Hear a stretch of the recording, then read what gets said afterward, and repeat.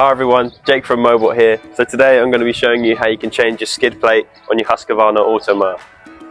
So to start off with, you want to grab a drill with a T20 drill bit on it. So next, you see these 3 screws here. Those are the screws we want to take out so that we can get to our skid plate.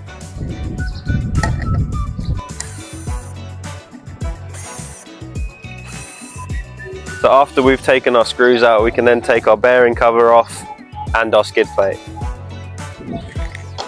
And to put your new skid plate on, we just do the same process but in reverse. So we start with the skid plate and we line it up with those 3 notches, like so. And then we can put our bearing cover over the top. And then we want to make sure that we turn the torque down on the drill, as we don't want to put the screws in too deep.